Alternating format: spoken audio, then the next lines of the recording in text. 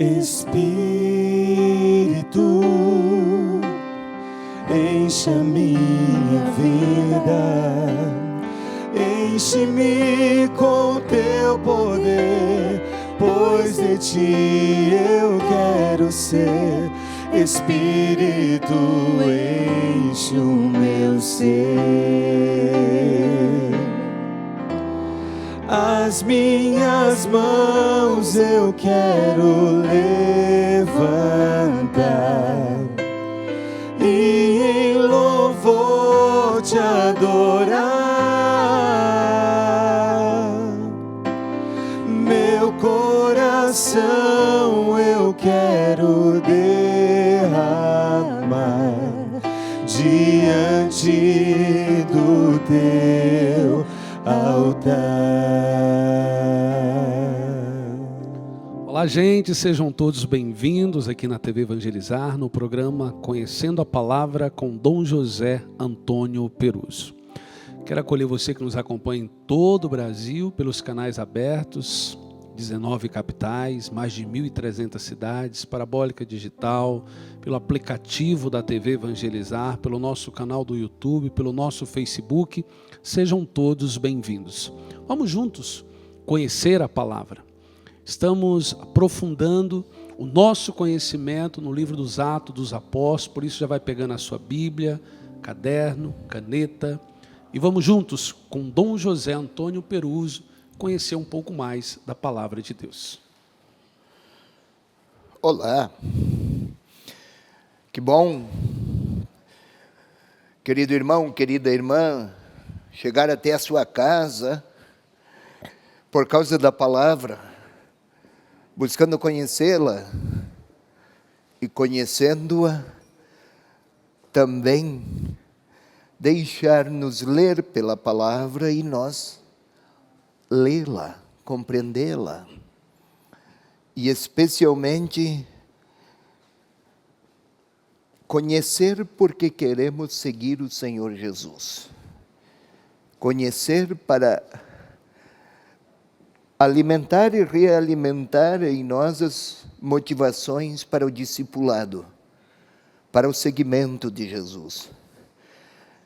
Não é apenas por uma questão de formação histórica ou intelectual. Tudo isso pode ter sua relevância, é verdade, mas aqui estamos por motivos de fé, conhecer para seguir o Senhor. Hoje vamos um novo passo pelo caminho dos Atos dos Apóstolos. Da outra vez, se você recorda, fizemos uma visita a Paulo. Tentamos conhecer esse personagem e, seguindo aqui o autor dos Atos dos Apóstolos, o evangelista Lucas, ele é muito hábil em mostrar o caminho deste perseguidor, tornou-se perseguido por causa do Senhor Jesus. O evangelista não pretende, o autor não pretende apresentar aqui um herói, como se tratasse de uma crônica acerca de um herói ligado a uma denominação religiosa.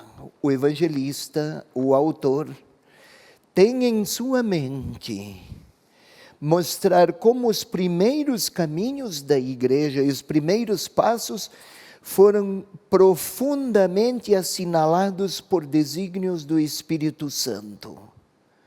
Não foi o heroísmo de A, de B ou de C, mas foi o Espírito Santo que escolheu alguns para que a mensagem do Evangelho chegasse a todos, se é possível dizer assim.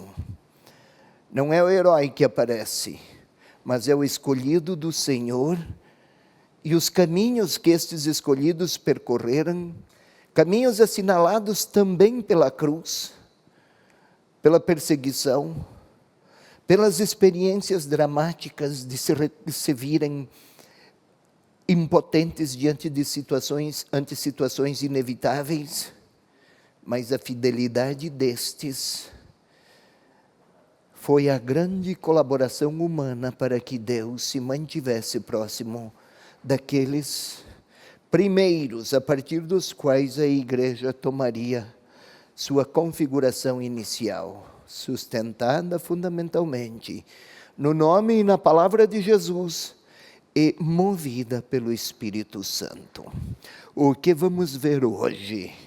Vamos aqui observar, queiram colocar aqui na tela o nosso tema.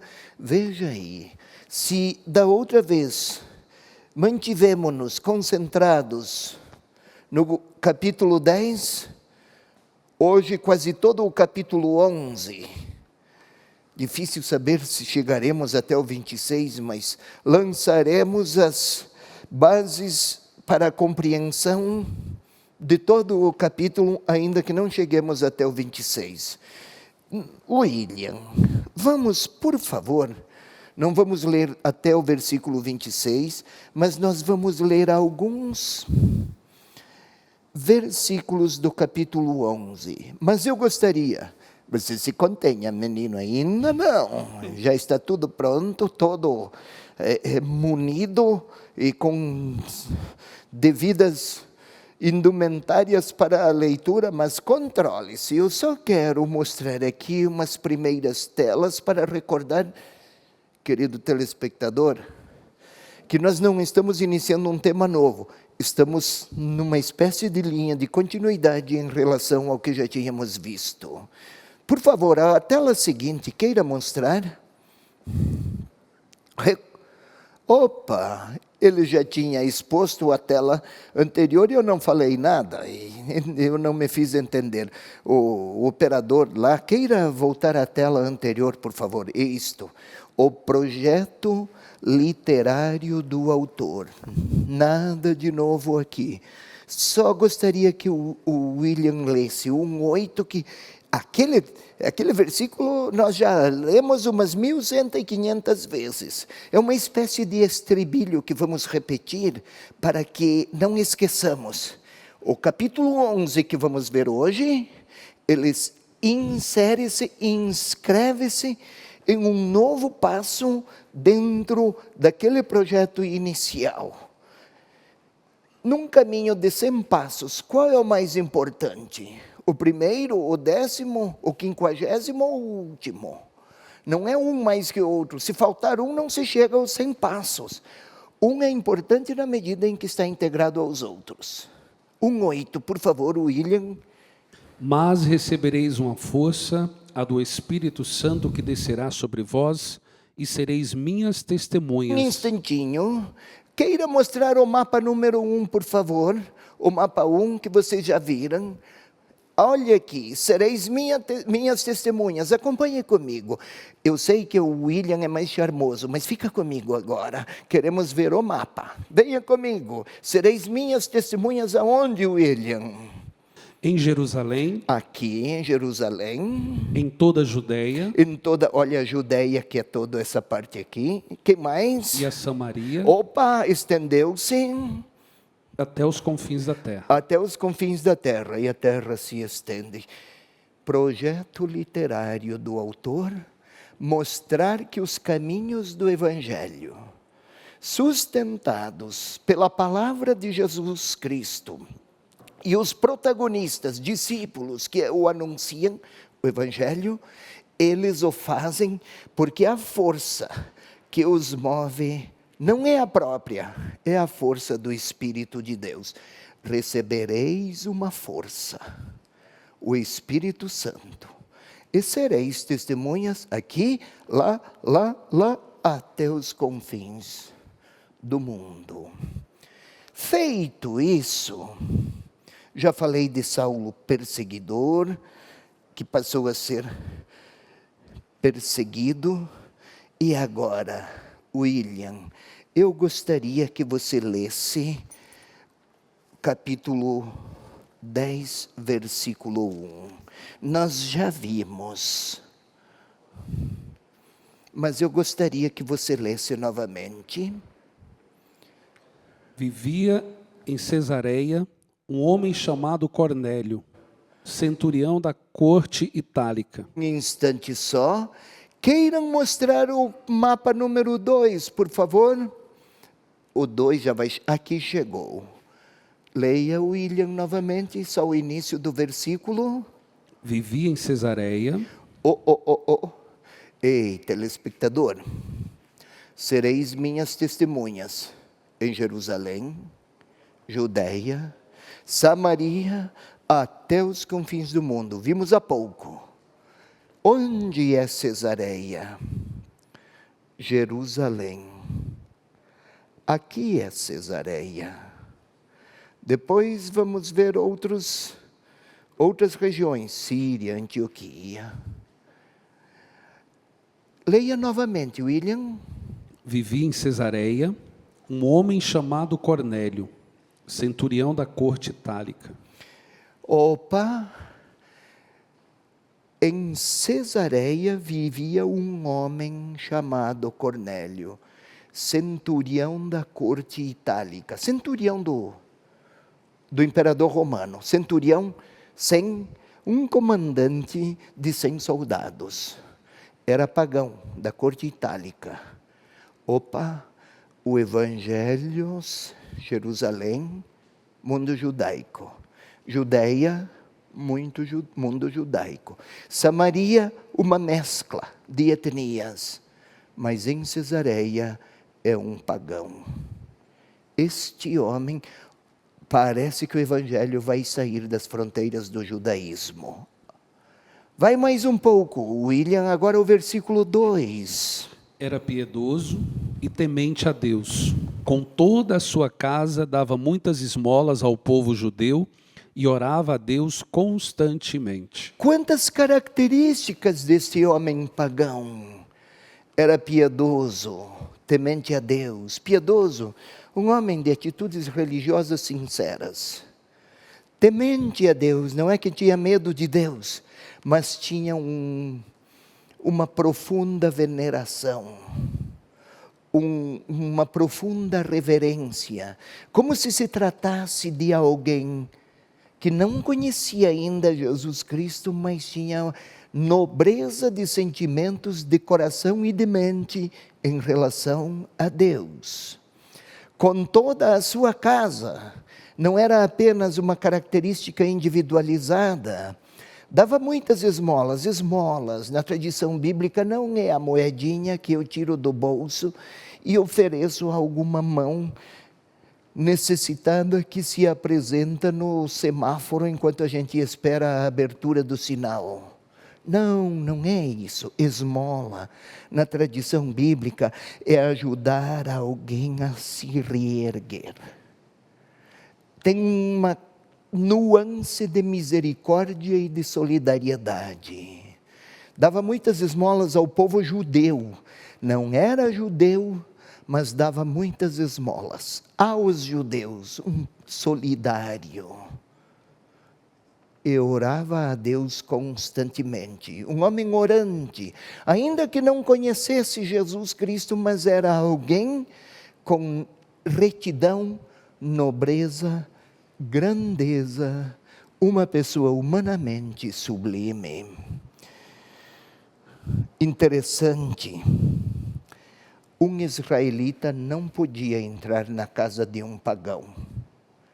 Estaria numa condição de impureza ritual. Mas este homem Cornélio faz parte daquele grupo de pessoas cujo comportamento religioso agradava a Deus. Em outras palavras, o autor está preparando o leitor para que o Evangelho chegue à casa deste pagão e desde lá possam muitas outras portas se abrir. Lembra o projeto inicial de Lucas: Jerusalém, Judeia, Samaria, até os confins do mundo. Você não esqueça isso, filha. Tenha bem presente. Lucas quase que escreve assim: escrevo para que percebam o caminho de expansão da igreja, mas não só a igreja, especialmente o Evangelho, desde Jerusalém até os confins do mundo, e até chegar a Curitiba e convidar a Morena a seguir Jesus e cantar no conhecimento da palavra. Amém. Então vamos mais, segue, por favor. Outra tela. Já passamos do 10:1 para o 11:1, saltamos todo um capítulo. Eu só queria lembrar de Cornélio, para que você, telespectador, recorde. Este Cornélio, e ele, o sonho que teve, lembra do encontro passado? Este Cornélio volta em cena agora.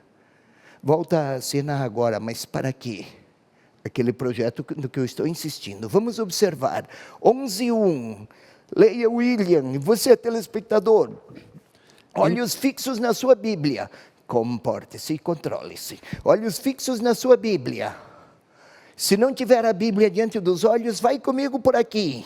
Agora sim, William. Força! Entretanto, os apóstolos e os irmãos que estavam na Judéia souberam que também os gentios haviam recebido a palavra de Deus. Os que estavam em Jerusalém, os que estavam na Judéia, Pedro foi lá para Cesareia. É uma outra região. Os que estavam na Judéia, isto é, Jerusalém, souberam que também os gentios haviam recebido a palavra de Deus. É algo como se soubéssemos, vamos ver um prato tipicamente paranaense, o barreado. Barreado, vocês aí de outras regiões do Brasil, barreado é um prato típico da região aqui do Paraná de Morretes. Mas poderíamos tomar outros exemplos. Souberam que lá no Japão estão fazendo barreado. Soa estranho para a cultura gastronômica. Como? Se o prato é do Paraná, está acontecendo isso lá em Tóquio, lá no Japão. Quem levou? Hábitos daqui estão se consolidando lá. Falei do prato, da gastronomia, da iguaria. Aqui, isto que é experiência profundamente judaica, de um judeu chamado Jesus, a palavra de Deus chegou também lá para aqueles estranhos. O que significa isso? A conversão de Cornélio não é um fato episódico. Aconteceu e ficou só com ele.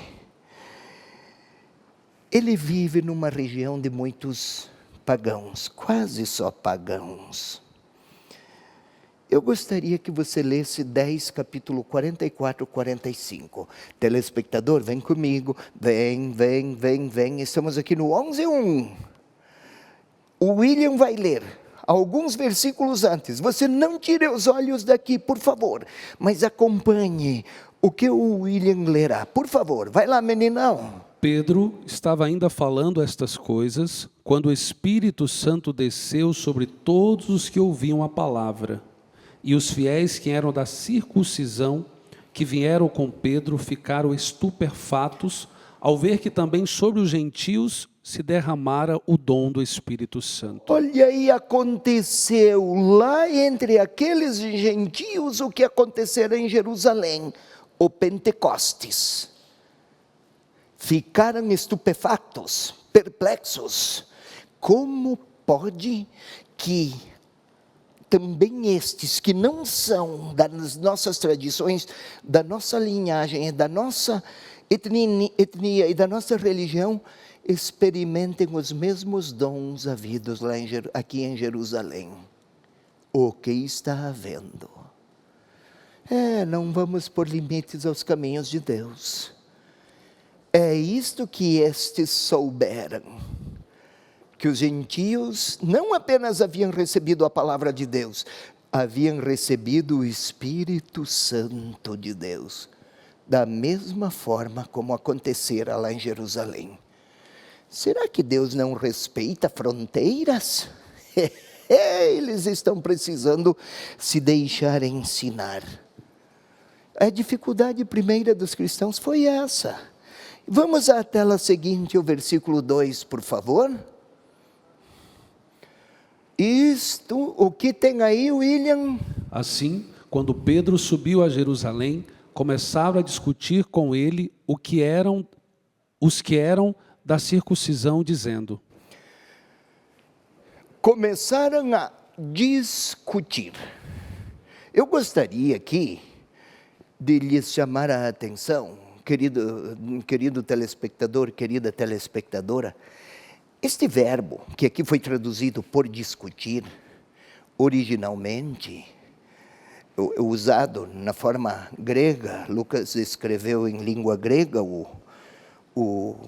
Evangelho e também o livro dos Atos, como de resto todo o Novo Testamento é sempre em grego.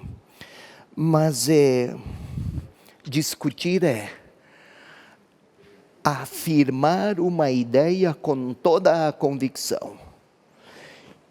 E fala com paixão. Não é ainda um conflito, não é uma briga, mas é um palavreado pronunciado com paixão tal que se eleva, fica com a fisionomia avermelhada, os gestos se tornam mais céleres, mais agitados. Não vai quebrar o pau, mas também não é feito de sorrisos. É um debate vigoroso. E discutir por quê?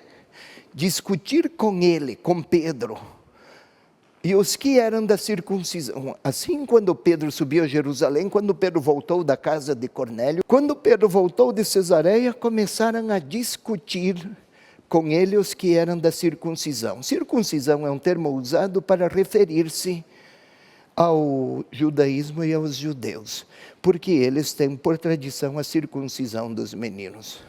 Então, os que eram do judaísmo começaram a discutir com Pedro por quê.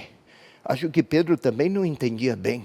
Foi lá, viu, participou, transgrediu a regra religiosa do judaísmo, como Jesus fizera quando entrou em casa de pagãos e assentou-se com publicanos e pecadores. Lembra que ele sentou-se à mesa com Mateus?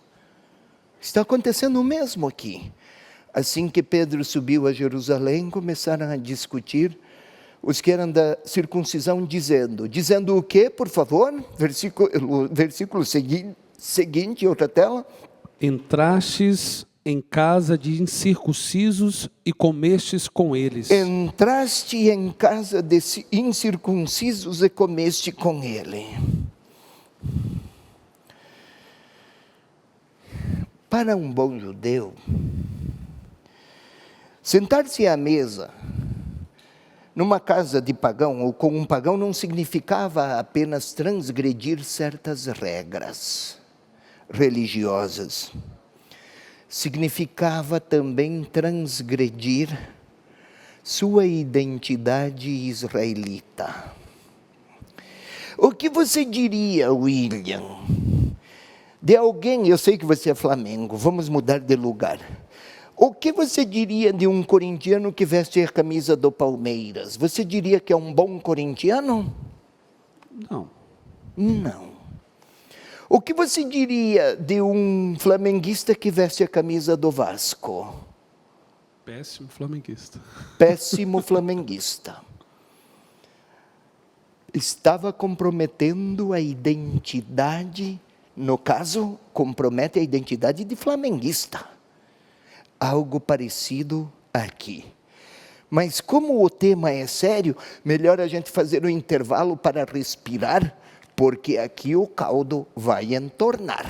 Então vamos respirar, tem intervalo, para a gente ver o que tem depois.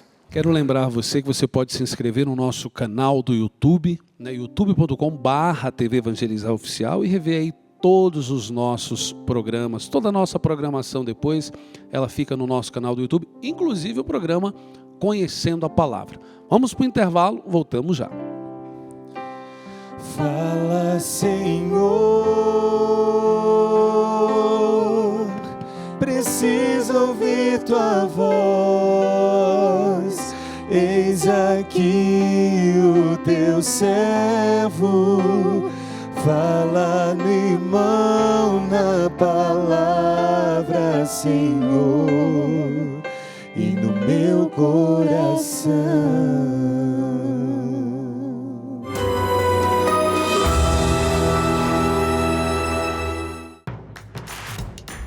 Não perca mais os vídeos da TV Evangelizar. Inscreva-se já.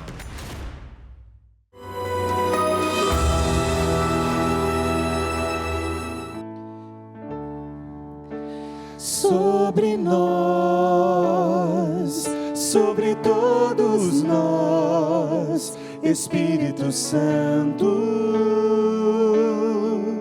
repousa sobre nós, sobre todos nós, Espírito Santo,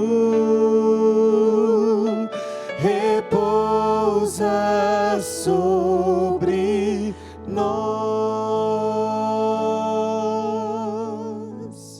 Estamos de volta, é a nossa saudação para todos aqueles que nos acompanham. Deixe suas mensagens nas nossas redes sociais. O Tiago nos acompanhando de Curitiba, canal 16, a Magda, Juiz de Fora, canal aberto, canal 15, Margarida também nos acompanhando pelo canal aberto, Olinda, Pernambuco, canal 47, e a Antônia, Brasília, pelo canal digital. E esses nossos três aqui, que sempre colaboradores, né, William? A gente precisa, chama, eles estão sempre a postos. A Beth, o Vinícius e o Rodrigo. Tem outros também, mas é impressionante com que boas disposições eles vêm aqui. Eles não estão sorrindo agora só porque tem uma câmera na frente e uma câmera focalizando. Eles sorriem até quando não tem câmera. Eles gostam de colaborar. Muito obrigado, rapazes. Boneca, muito obrigado. Voltemos aqui porque o assunto não é tão idílico quanto no começo poderia se afigurar. Dizer assim, entraste na casa de incircuncisos e comeste com eles, para nós é entrar em um imóvel, uma casa, sentar-se à mesa, comer, uma festa talvez. Para eles, equivalia a desapreciar o povo que Deus escolhera para si dentre todas as nações. Parece que Pedro estaria, na interpretação deles, numa linha de conduta contraposta ao que eles conheciam, com honestidade de consciência para os seus critérios, a uma decisão que fora de Deus mesmo. Na lei religiosa da época, estava explícito, não deveriam se mesclar com pagãos. E aí, Pedro fizera isso. Desprezo. E aí a reação, como é que Pedro se ouve? Então, vamos ver o que tem a seguir. A outra tela, portanto. Vai lá. Pedro, então, começou a expor-lhes a questão ponto por ponto. Eu estava na cidade de Jope, em oração, quando em êxtase tive uma visão.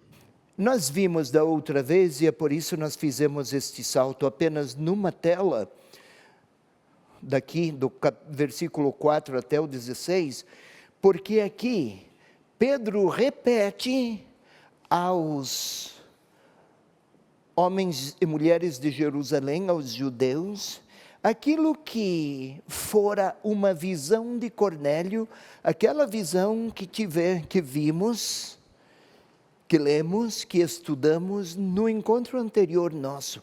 Pedro repete, Cornélio teve uma visão, também Pedro teve, foi até lá e tudo o que ocorreu. Por isso nós fizemos este salto, porque não precisamos repeti-lo. O que tem aqui, de 4 a 16, já está lá no capítulo 10, que vimos da outra vez. Mas eu gostaria aqui de lhes chamar a atenção para o seguinte. Começou a expor-lhes ponto por ponto. Há uma ordem sequenciada. Aconteceu primeiro isso, o outro passo foi aquele, e mais um, intencionado, Pedro, a colocar numa espécie de sequência ordenada os fatos, de maneira que os ouvintes, interlocutores de Pedro, não pensassem que se tratava de uma aventura ou de um idílio religioso do próprio Pedro, mas ele quis mostrar ponto por ponto, para que os ouvintes percebessem, não foi porque eu tive uma espécie de emoção mágica e lá fui.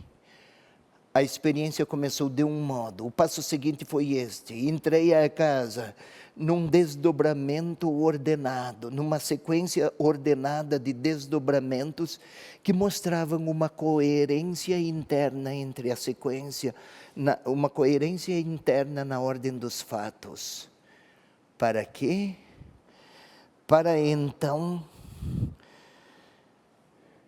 explicar a experiência e a visão viera de uma revelação extraordinária. Para quê? Para explicar que o que acontecera lá na casa de Cornélio e em Cesareia fora o mesmo que se verificara lá em Jerusalém por ocasião do Pentecostes. Então nós podemos dar um salto agora, de 11:4-16, vamos para 11:17. Podemos dar este salto. Eu recomendaria, querido telespectador, que aí na sua casa, depois, hoje ainda, leia todo o capítulo 11, incluindo os versículos 4, 5, 6, 7... Isso que nós saltamos aqui por razões de tempo, que na sua leitura não faça este salto. Siga, observe, para perceber que o autor, Lucas, pretende do seu leitor a compreensão de que aquele projeto inicial, sereis minhas testemunhas, Jerusalém, Judeia, Samaria, até os confins do mundo. Aquele projeto inicial estava a palmear os primeiros passos e passava por Cesareia através de um centurião, de um pagão. Um homem temente a Deus, não conhecia Jesus Cristo, não o conhecera, mas temente a Deus. Segue, vamos observar agora 17. Portanto, se Deus lhe concedeu o mesmo dom que a nós, que cremos no Senhor Jesus Cristo, quem seria eu para impedir a Deus de agir? Eis Pedro. Ele está ainda a falar, lá em Jerusalém, para aqueles que o questionavam, porque ele entrara na casa de um pagão e com ele se pusera à mesa. Pedro relatou tudo o que aconteceu, 14, versículo 4 até 16. Isso que vimos há pouco. Versículo 17, ele continua a falar. Portanto, se Deus lhes concedeu o mesmo dom que a nós que cremos no Senhor Jesus Cristo, quem seria eu para impedir Deus de agir? Isto é, coloca em destaque e em evidência e em confronto decisão de Deus, perspectiva humana. Pedro, que era o líder dos apóstolos, vai seguir quem? Quais critérios? Por quais meios vai discernir? Pedro foi levado até lá, A intenção, o evangelista, o autor pretende destacar o quê? Leiam comigo, eu vou devagar. Portanto, se Deus concedeu o mesmo dom que a nós, olha a titularidade de Deus aqui. Concedeu o mesmo dom que a nós, entre eles e nós o mesmo dom. Parece que Deus nos vê como iguais a eles, que não têm descendência judaica e nós que temos, que cremos no Senhor Jesus Cristo. Nós o conhecemos e cremos, eles não o conheceram, mas Deus lhes ofereceu o dom. Quem seria eu para impedir a Deus de agir? Se Deus os escolheu, Pedro não pode excluí-los. Olha, hoje, facilmente somos tentados a incluir quem pensa como nós e concorda conosco, e execrar quem discorda, e exprobar quem não pensa como nós, na política, na economia, nos gostos, nas preferências, e outros temas muito delicados. E como ofendemos ou ferimos, é a tentação, como ofendemos e ferimos por gestos, por frases ou por silêncios. Como escondemos e ferimos, como ofendemos e ferimos aqueles que excluímos. Quem seria eu para impedir Deus de agir? Claro, é preciso ter critério para discernir quando é de Deus e quando não é. Que às vezes pomos no nome de Deus aquilo que é capricho, desejo ou reivindicação de grupos ou de indivíduos. E às vezes de pessoas na sua singularidade. Mas neste caso, quem seria eu para impedir a Deus de fazer Jesus Cristo conhecido também por aqueles que não são da nossa etnia e da nossa cultura? Sigamos um pouco mais. Ouvindo isto, tranquilizaram-se e glorificaram a Deus, dizendo: logo também aos gentios Deus concedeu arrependimento que conduz à vida. Ouvindo isto, tranquilizaram-se e glorificaram a Deus, dizendo: logo também aos gentios Deus concedeu o arrependimento que conduz à vida. Logo, também os gentios têm o direito, porque Deus assim definiu e quis, têm eles também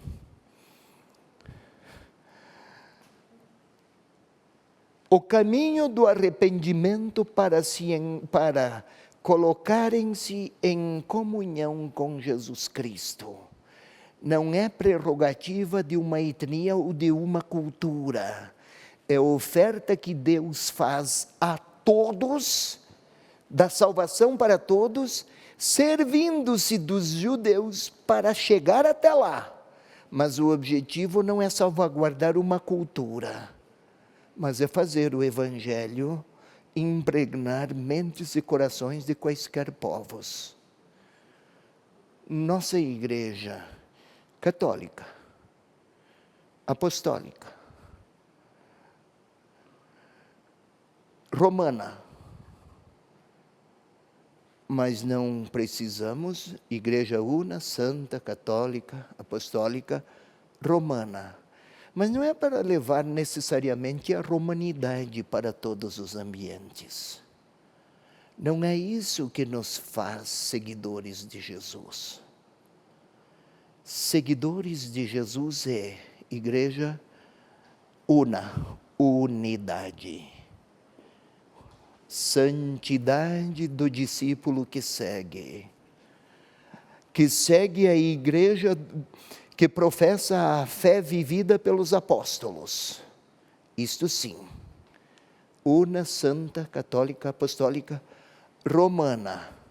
Mas a romanidade não é propriedade essencial da igreja. É uma caracterização histórica.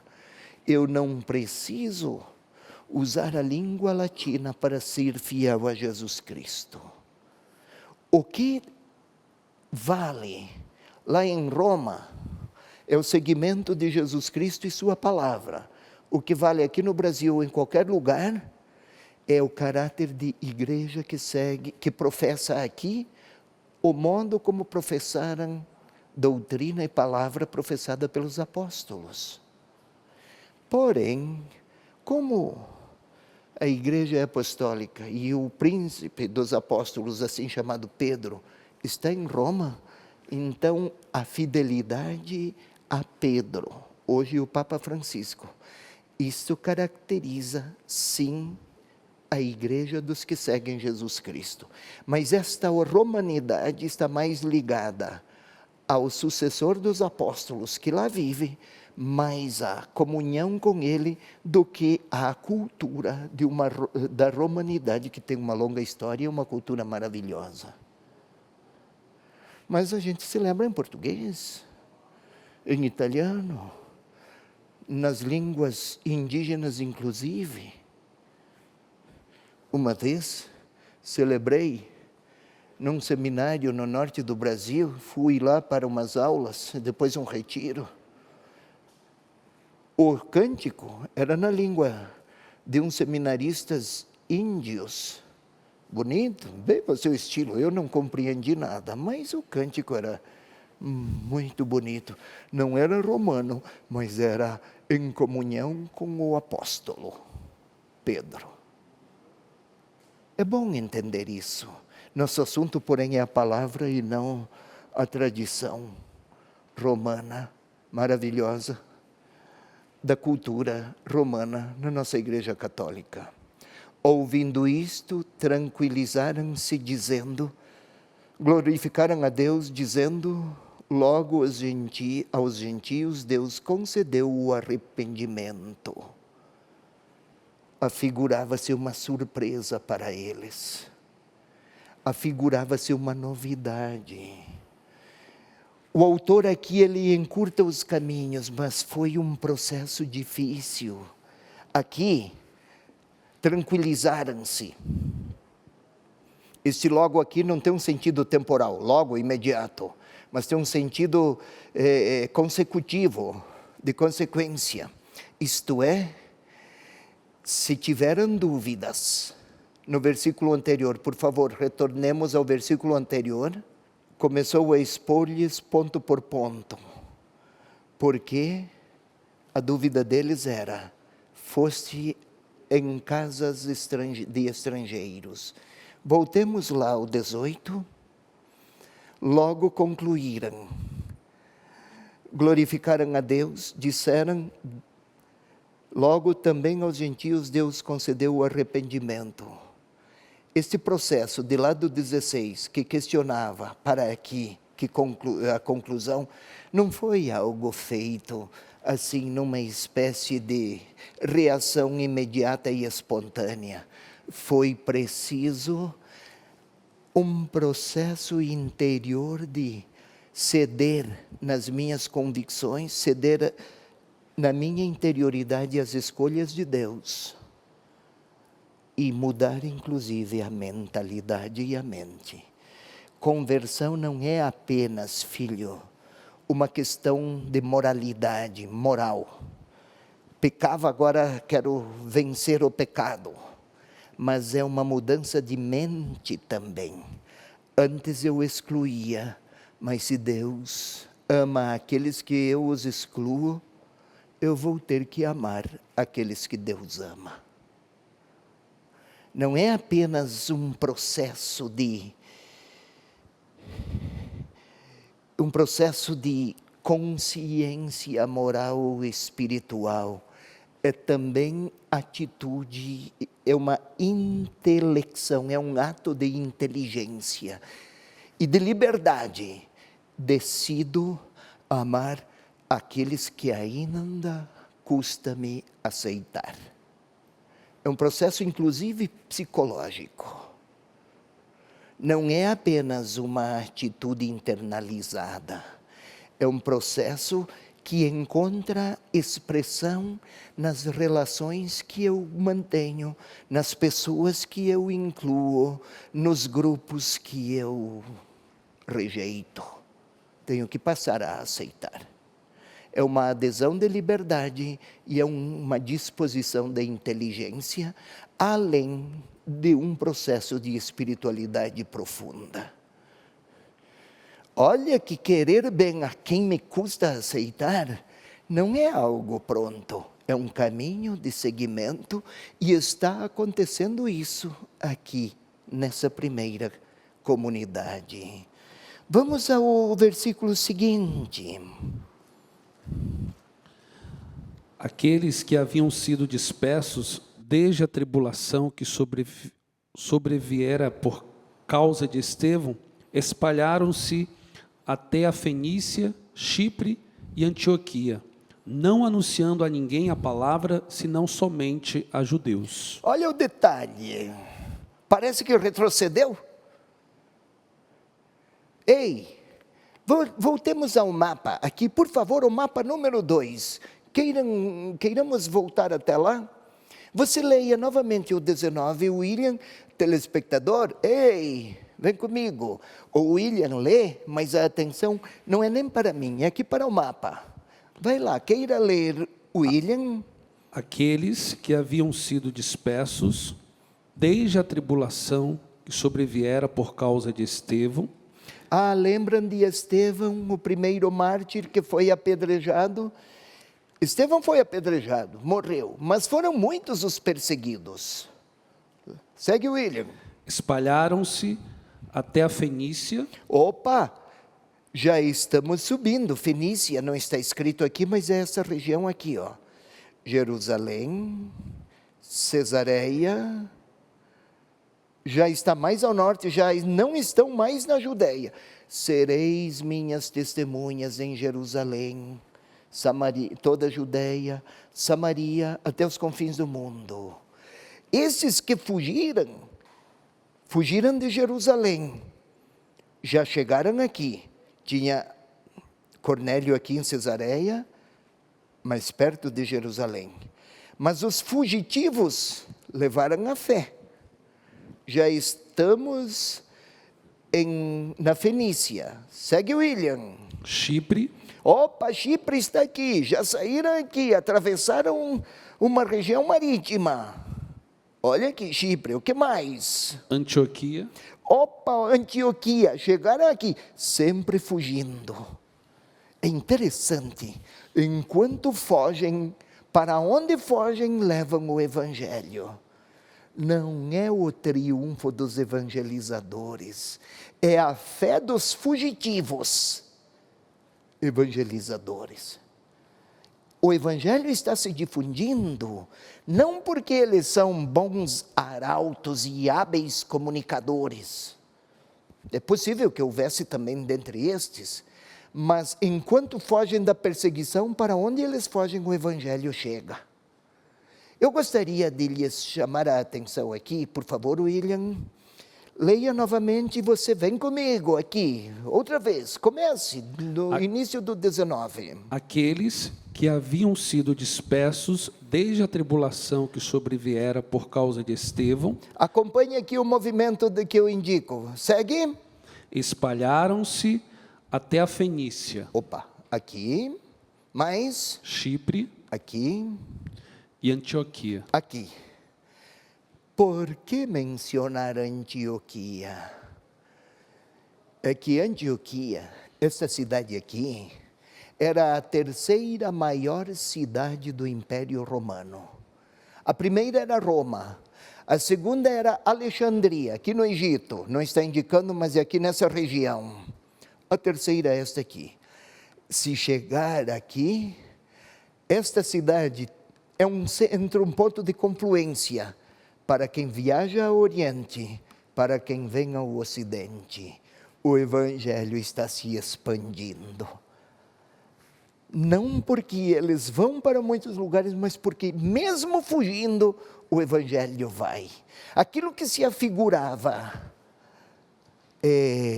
óbice, dificuldade, crise, maldade, crueldade dos perseguidores, por outro lado, enseja a difusão do Evangelho. Eis Deus escrevendo direito em linhas tortas. O Evangelho se expandiu não porque são competentes os evangelizadores, mas porque eles creem, até mesmo quando a perseguição se impõe. O Evangelho vai. A força que sustenta não é a habilidade humana, mas o Espírito de Deus, que se manifesta através daqueles homens fragilizados pela perseguição, homens e mulheres. Nós vamos para o intervalo. Eu quero lembrar você que já conhece o nosso trabalho de evangelização, que nós estamos com a campanha de expansão da TV Evangelizar. Então faça a sua contribuição extra, 4ª etapa, e nos ajude a propagar a boa nova de nosso Senhor Jesus Cristo. Vamos para o intervalo, voltamos já. Leva-me aonde os homens necessitem tua palavra, necessitem de força de viver, onde falte a esperança, onde tudo seja triste simplesmente por não saber de ti.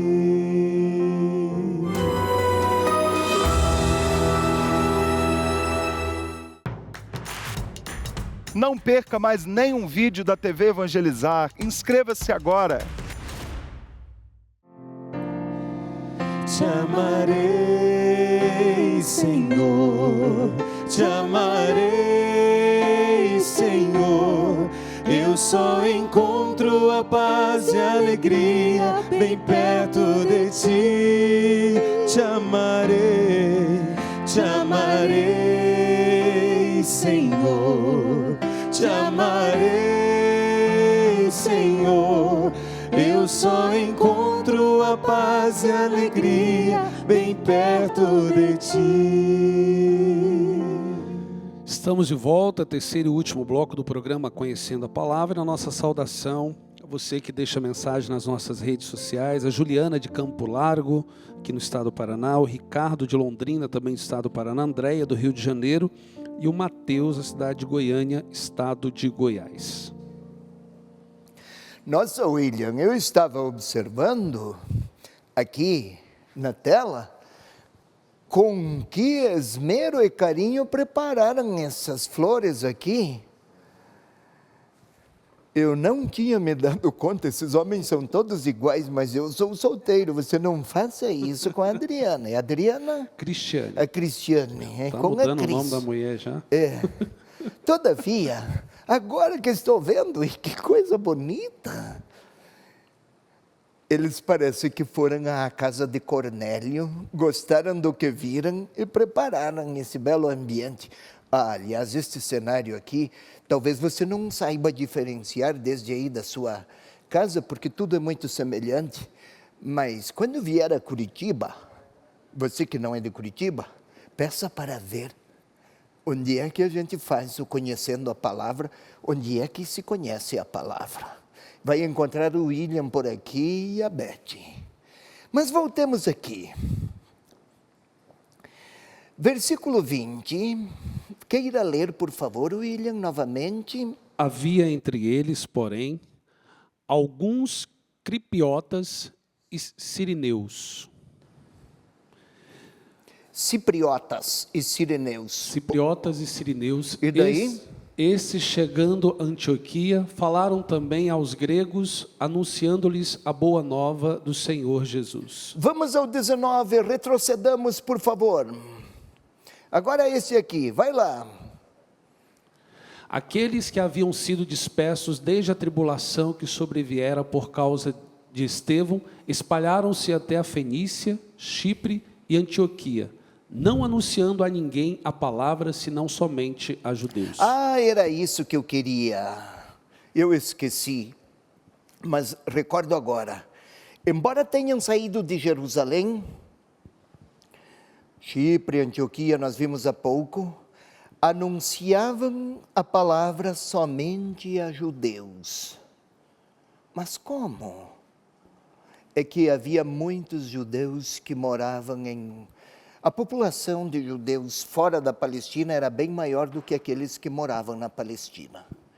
É o mesmo que dizer que há muito mais paranaenses morando fora do Paraná do que no Paraná. Não é assim, mas só para exemplificar e ajudar a explicar. Observemos aqui, somente os judeus ainda não saíam das sinagogas. Fora da Judéia procuravam somente judeus. Daí vamos ao 20. Outra vez. Havia entre eles, porém, alguns cipriotas e sirineus. Vamos ao mapa, número 2, por favor, vamos ao mapa, rápido, rápido. Cipriotas, Chipre, cipriota é o povo de Chipre. Sireneus, Cirene, Cirenaica, é aqui nesta região, hoje é a Líbia.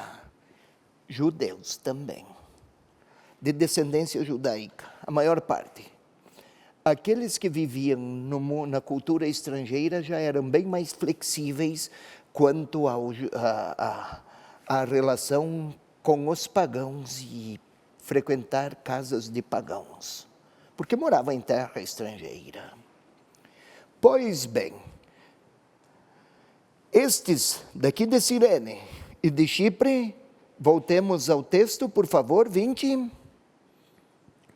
Sim? Estes, chegando a Antioquia, falaram também aos gregos, anunciando-lhes a boa nova do Senhor Jesus. Então, por favor, Antioquia, agora voltemos ao mapa. Eles chegaram a Antioquia, a terceira maior cidade do Império Romano. Gente de todos os lugares do mundo.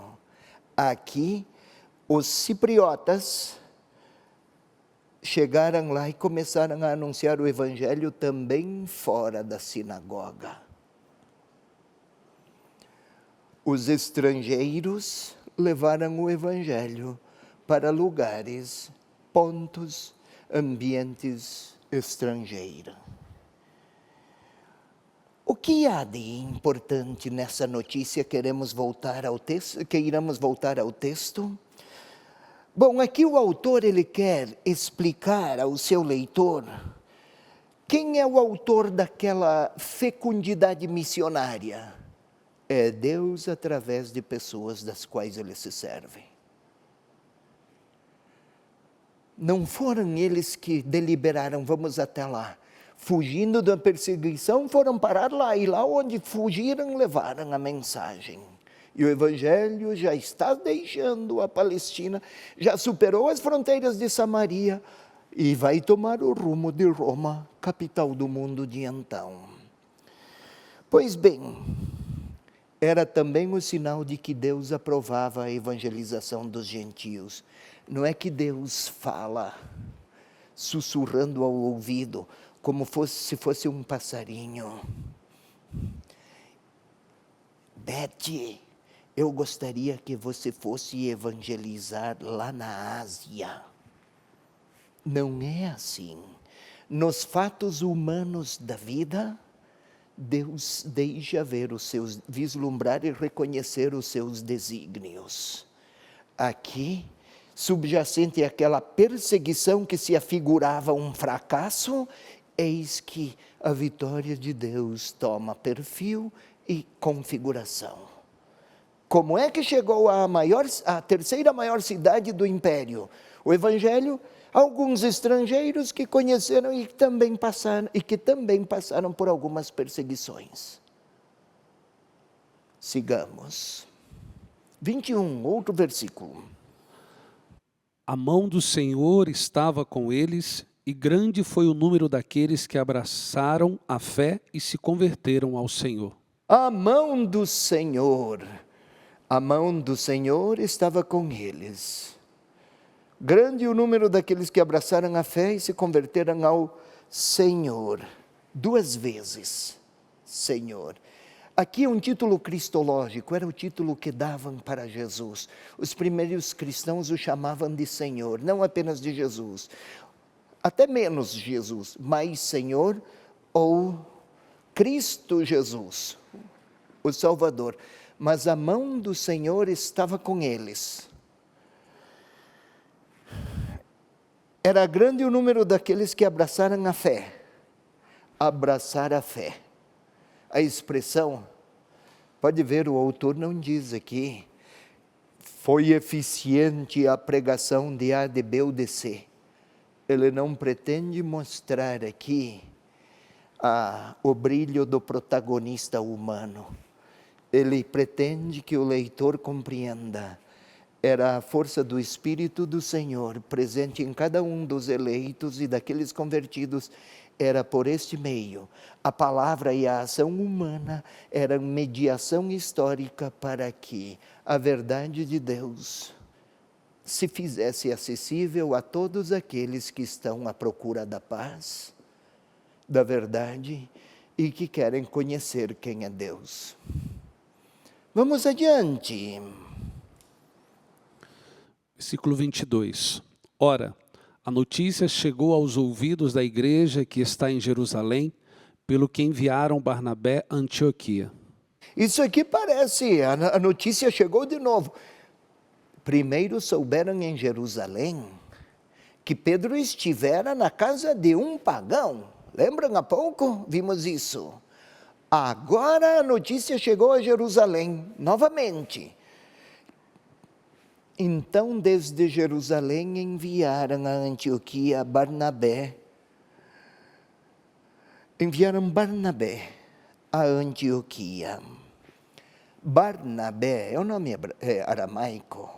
Barnabé, filho da misericórdia. A cultura oriental, judaica, é maravilhosa. O nome de cada pessoa também leva consigo um significado. Quase que um destino, se dá para falar assim. Este que é Barnabé é até educado para ser retrato da misericórdia de Deus. Foi um filho da misericórdia ver o que estava acontecendo lá. Não é apenas uma informação, em Jerusalém souberam. Então mandaram o tal de Barnabé até lá para ver. Aqui é um interesse teológico. Qual? A primeira comunidade mista, pelo menos do ponto de vista étnico. Lá em Antioquia havia muitos estrangeiros que se integraram à igreja. E havia também muitos judeus. É a primeira comunidade mista, do ponto de vista étnico, que tem e confirma que suas raízes alcançam também a igreja-mãe, a comunidade em Antioquia. Mas eles querem, o autor quer destacar, que a experiência primeira é de unidade. Por mais que em Antioquia haja pessoas vindas do paganismo, porque abraçaram a fé e se tornaram cristãos, estão em unidade com os cristãos de Jerusalém, outra cultura, outra experiência religiosa, mas em torno a Jesus Cristo, ou é Jesus Cristo quem unifica tantas diferenças. Esta informação parece mera notícia, é para que o leitor de qualquer época e lugar compreenda. Aqueles que estão unidos em torno à figura, o nome, a palavra de Jesus Cristo, são muito mais iguais do que diferentes. Mas as diferenças, para que não se tornem contrastes, é preciso tomá-las na sua devida relatividade. Ou seja, o essencial não é esta ou aquela cultura. Essencial é o discipulado em torno à figura de Jesus Cristo. E se Barnabé foi até lá, de Jerusalém até lá, não foi para inspecionar ou fiscalizar, mas para reconhecer e confirmar que o que acontece em Antioquia é algo que acontece em Jerusalém. Como Pedro dissera, O que aconteceu no Pentecostes em Jerusalém equipara-se ao que estou vendo aqui na casa de Cornélio. A melhor maneira para superar as diferenças em qualquer tempo e lugar é afirmar em primeiro lugar a igualdade. E entre nós cristãos, temos cristãos católicos, luteranos, evangélicos e todas as denominações, confissões. Mais do que tudo, mais do que afirmar qualquer superioridade, pelo menos os evangelistas primeiros afirmaram, e se quisermos professar e viver a fé como eles viveram, destacar que somos muito mais irmãos, somos muito mais iguais do que diferentes. E o que nos faz iguais é Jesus Cristo. É por isso, ecumenismo não é um detalhe. Mesmo entre católicos, há quem queira desapreciar o ecumenismo. É uma das experiências mais originárias do modo de seguir Jesus Cristo. Estes versículos estão a afirmar isso. Por mais diversos que fossem aqueles primeiros cristãos, eles não foram separados por nenhuma diferença. Sigamos, o que temos aí no 23? Quando chegou e viu a graça que vinha de Deus, alegrou-se e exortava a todos a permanecerem fiéis ao Senhor com prontidão de coração. Quando chegou, viu a graça que vinha de Deus. Este, Barnabé, que fora até lá, desde Jerusalém, foi até lá e viu a graça. Não havia diferenças por acaso? Quantas? Mas viu a graça que vinha de Deus. E alegrou-se. A alegria, ei meu irmão, minha irmã, os escritos de Lucas destacam a alegria, isso também porque já desde o Antigo Testamento havia a seguinte caracterização: quando o Messias vier, eis que o povo dos eleitos de Deus experimentará grandes alegrias. No Evangelho, Maria se alegrou, Isabel se alegrou, os pastores se alegraram, no Evangelho de Lucas, as multidões se alegraram, as mulheres que viram o sepulcro vazio e a notícia do Espírito Santo, do anjo, que lhes dizia da ressurreição, encheram-se de alegrias e foram correndo a falar. A toda hora existia alegria. Não é aqui um sentimento psicológico que se pareça com euforia. A alegria é aquele sentimento festivo de quem reconhece: Deus passou por aqui, Deus está aqui. Simeão se alegrou. Quase sempre pessoas pobres no Evangelho de Lucas experimentam grande alegria. Ou seja, ele constatou, viu a graça que vinha de Deus, ele constatou que o que encontraria lá, o que encontrou lá, vinha de Deus. Para que eu perceba quando Deus age, ou onde Deus age, é preciso que eu me despoje dos meus preconceitos. Senão eu vou interpretar os fatos, a vida e as pessoas segundo a minha amargura. Meninão, compreenda isso. Para eu perceber os sinais de Deus, eu preciso me despojar dos meus preconceitos. Foi o que aconteceu com Barnabé. Foi de Jerusalém até lá, tudo tão diferente do que na cultura judaica. E ele, filho da misericórdia e filho do povo judaico, alegrou-se, porque era de Deus o que estava a constatar lá em Antioquia. E o passo seguinte, então? Versículo 24. Pois era um homem bom, repleto do Espírito Santo. Não, eu gostaria que voltasse ao 23 e eu quis ver se você estava atento. Eu vi que você estava atento, então eu volto aqui. Eu é que estive desatento. Então volta lá. Eu queria que você lesse aqui. Alegrou-se e então, aí você já foi para o 24, meninão. Era para ficar aqui. Alegrou-se e exortava a todos a permanecerem fiéis ao Senhor com prontidão de coração. Olha, eu vou dar um sorriso aqui com alegria, porque falávamos da alegria, mas depois que acabar aqui, vamos conversar. Com muita alegria. Voltemos aqui. Exortava a todos a permanecerem fiéis ao Senhor com prontidão de coração. O que significa isso? Não se trata simplesmente de exortar a permanecerem fiéis. Não voltem a ser o que eram. Quem se encontra com Jesus Cristo não é mais o mesmo. Aquele primeiro encontro é uma espécie de promessa de outros encontros, para se tornar cada vez mais configurado com Jesus. Configurado, colaborador, labora com, cooperador, opera com, configurar. Eu levo em mim a figura dele. Então exortava-os com prontidão de coração. Exortava-os a aprofundarem, a conhecer mais, a seguir de maneira cada vez mais envolvente, para que desde o coração fosse uma pessoa sempre pronta a segui-lo.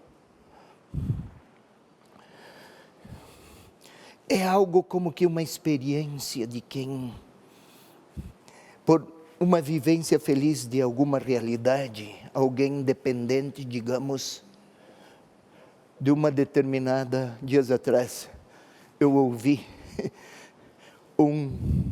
que até recentemente fora dependente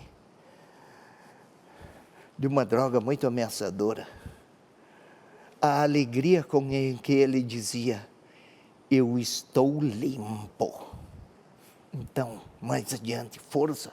Não considere suficiente. O caminho já foi percorrido, boa parte já foi percorrido e você percebe que é capaz. Era uma pessoa que orava muito. Também se tratava, mas mudou. Ele disse que num encontro de leitura orante na casa, num centro terapêutico, houve um princípio de uma decisão: vai ser agora ou nunca. Ou é agora ou a minha vida continuará o inferno que é. Outro passo, e mais um. Agora eu já tenho vários meses, estou limpo. Quem se encontra com o Senhor muda. E aqui o que fazia Barnabé? Exortava-os a permanecerem fiéis. É parte da experiência de fé mais límpida, o aprofundamento, porque facilmente nos acostumamos e parece ser suficiente uma forma fria, sem encanto de ser cristão. Não existe experiência de fé que não tenha também paixão, que não é fanatismo, mas alegria por professar a fé que eu professo e manifestar a fé que digo professar. Então, vamos adiante. Versículo seguinte.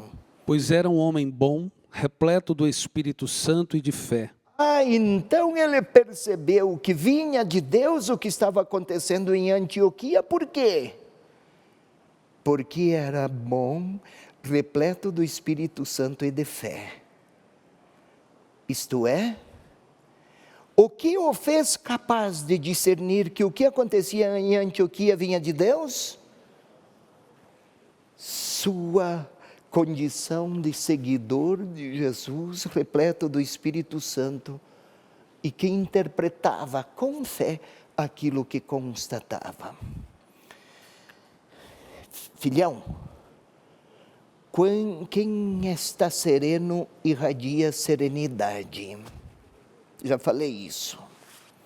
Quem está em paz pronuncia palavras, frases e adota comportamentos pacificadores. Quem está reconciliado percebe a beleza do perdão e perdoa. Quem está alegre, não é preciso fazer discurso sobre a alegria. Irradia-se. E o que estava acontecendo lá com Barnabé?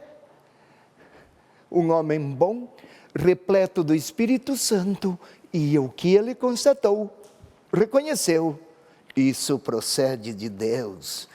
Vamos mais, o último versículo, o 25 e o 26, leia os dois juntos.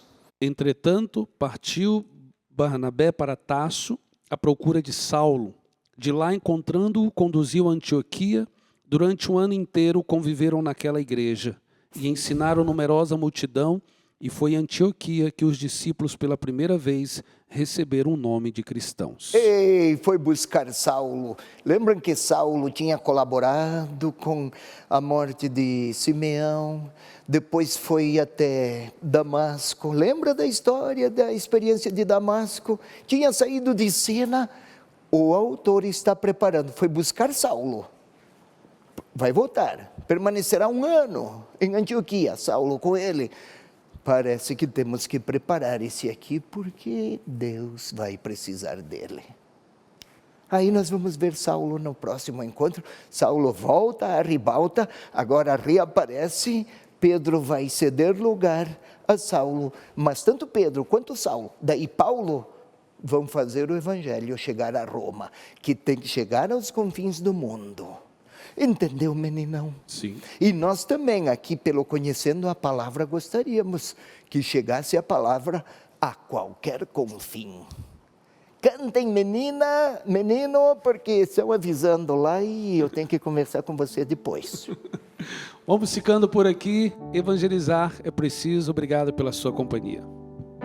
Jesus, Jesus de Nazaré, o teu semblante eu quero ter, tal qual és tu, eu quero ser. Jesus, Jesus de Nazaré, Jesus, Jesus de Nazaré, o teu semblante eu quero ter, tal qual és tu, eu quero ser. Jesus, Jesus de Nazaré,